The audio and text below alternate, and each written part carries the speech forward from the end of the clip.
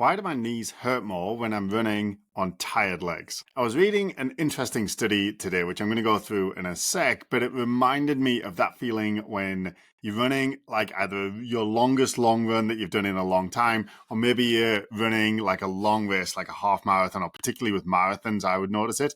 The more tired you get, the more it just feels like you're just slamming down super hard and you can really feel every jolt up through your knee. And I always put it down to, well, as you fatigue, as your muscles get tired, you're sort of less able to attenuate those impact forces. And so you would resort to movement strategies that required less muscular effort. So that would be more overstriding, right? So you land with your foot further out in front. That'll put your knee straighter. Bring your toes up in the air so you're going to land harder on your heel. And you'll essentially just kind of whack all the impact into your joints rather than using muscular effort to sort of softly land and cushion the impact. And you'll just kind of jolt onto your knees and your ankles, and then you'll jolt onto the other side. And that's why you feel that kind of jolting impact as you get more and more fatigued. However, I was reading this interesting study which kind of put a different spin on that. So I'm going to go through that with you now, and then we'll sort of talk about how that might influence how we approach rehabilitation of knee pain. So this study is by Hannah Rice and colleagues, and it's titled, Does High Intensity Running to Fatigue Influence Lower Limb Injury Risk? And what they did is they took a bunch of fairly good runners. There was actually 16 of them, 7 of them were women, and they got them to run on a treadmill really fast until fatigue. Until they said, like, I can't do it anymore. So they got them to run at a fast speed. And it was so fast that they couldn't do longer than about 3 minutes, right? So they were running really fast. Think like zone 5, VO2 max interval kind of pace. And after about 3 minutes, they would kind of hit the stop button and say, I can't hold that pace anymore. So they were running pretty fast. And the interesting thing about this study, now we've got to take into account the limitations. These were pretty high level runners. They were fast runners. There was only 16 of them and all this kind of stuff. But there were some interesting findings. And the reason that I thought this study was interesting and that it caught my eye is that they got them to run at a fixed speed. So whatever speed they chose, they kept the same throughout the test. So the only thing that changed wasn't their pace. They just became more tired. But they actually ran at the same speed, even though they were more tired. It was just more difficult for them to do it until they said, stop, I can't do it anymore. And what they did is they used their fancy instruments to measure various biomechanical aspects of their running at the start of the run when they weren't tired, and then at the end of the run when they were tired, so that they could compare how these biomechanical things were changing. And what they noticed, which wasn't surprising to me, is that the impact forces, the stress, sort of migrated upwards. So there was less stress and force experienced in the sort of shin and lower leg, and more force and stress experienced around the knees. Now, this is in keeping with other stuff I've read in the past, admittedly not for a while. I've been kind of moved away from the biomechanical research for a couple of years and not as focused on it because I've been focused on other aspects of rehabilitation.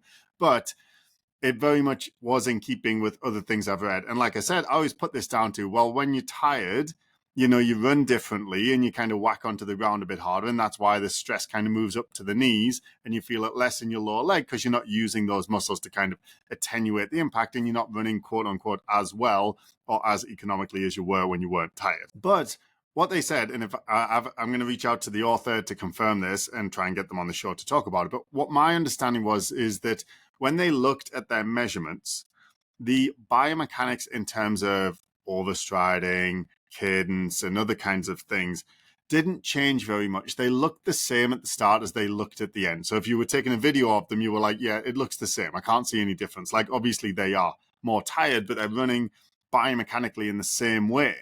But what did change was the force was kind of moving up, and they have ways of measuring this, but it was moving away from, it was like modeling and stuff. They were moving away from the lower leg and into the knee.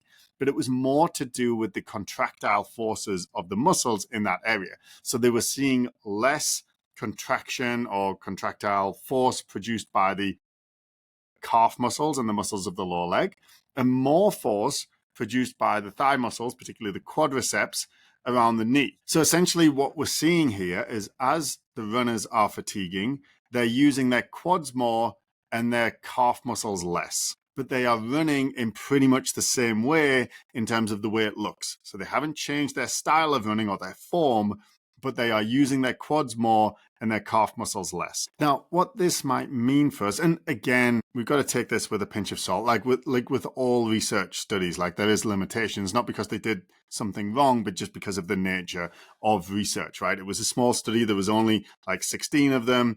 They were running at a really high speed for 3 minutes. These were pretty good quality runners, right? So there's lots of things that might limit our ability to extrapolate from these results. But if we were going to take some takeaways from this, some of them might be that if you are rehabilitating the knee, or let's say you have knee pain, depending on your phase of rehabilitation, you may want to avoid running to fatigue, because when you're running to fatigue, you're going to notice more stress is going to accumulate in the knees and less in the lower legs. As your calf muscles get tired, they become less able to, to do their share of the work.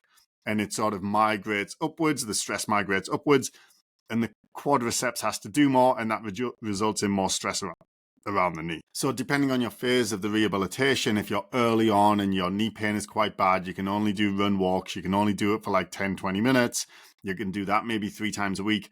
You perhaps want to avoid situations where you're running into tiredness, because what's going to happen then is you're going to use your plantar flexors less, you're going to use, your calf muscles less, you're going to use your quads more, you're going to have more stress around the knee, and more likely the knee's going to hurt. So you want to spread things out to make sure you're doing all of your runs when you're quite fresh.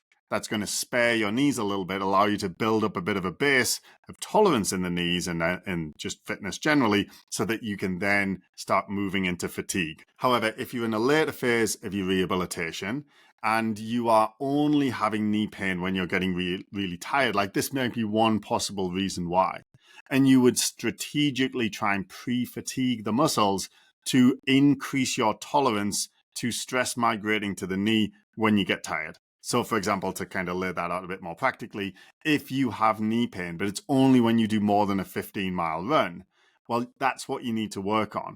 But some creative ways of working on that might be to do a strength session, just before you do a 45-minute run during the week. And then you'll get that fatiguing of the muscles, and then you'll get that accumulation of stress around the knee earlier, which will allow you to adapt to that and become more tolerant to it. Obviously, you would only do this in situations where you're trying to deliberately put more stress on the knees more often to try and encourage them to adapt. So earlier in your rehab, you're avoiding fatigue. Later in your rehab, you're deliberately engaging with more fatigue. And also, if you have another injury like an Achilles tendon, a shin splints type problem, or an injury in your foot like a stress fracture, you may, in these situations, actually be a little more comfortable going into fatigue, because the stress is going to migrate up. So in this sort of medium phase of your rehabilitation, you might think, actually, I can stretch out my long run a little longer, because as I get tired, I know the stress is going to kind of move up towards my knees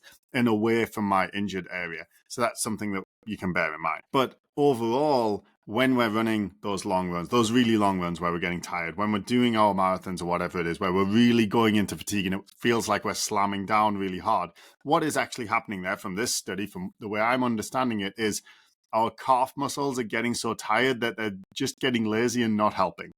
And what that's doing is meaning that the quadriceps is having to work harder. And because the quadriceps is working harder and it attaches around the knee, it's going to pull harder on the bones and cause more stress in that area. But it's actually a change in the way our muscles are activating in terms of how much force they're producing, rather than a change in our biomechanics. At least in this study, they didn't see like a big increase in, overstriding or reduction in cadence, or the knee being straighter at impact, or the toes being further off the ground and kind of pointed upwards more.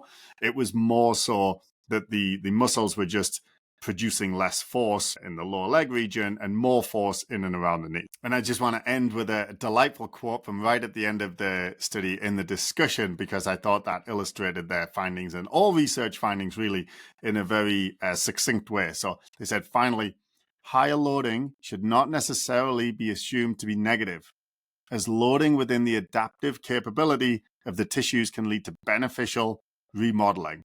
So I like that, because they call it the adaptive capability. It's almost like the adaptive zone, right? Like That's the title of my podcast for a reason. It's the most important thing. So stress is not necessarily bad. It's the amount of stress.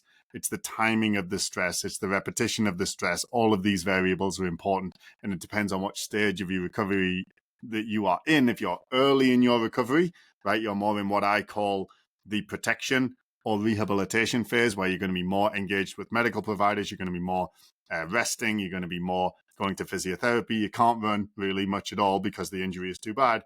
If you're in one of those two early phases, you're going to want to adopt protective strategies that reduce stress around the knee. So you're going to be avoiding running into fatigue when you reach that stage. As you move into the later phases, so what I call the recovery phase and the performance phase, you're going to want to deliberately target those things that you lack tolerance for, like running into fatigue. So if you do get knee pain, as you get more fatigued, you're going to deliberately titrate doses of stimulus in and around that specific problem to build up more tolerance to it. And I think this phrase really kind of sums it up quite nicely. So I'm going to end on that again. Let's hear that quote again. Okay, so finally, higher loading should not necessarily be assumed to be negative, as higher loading within the adaptive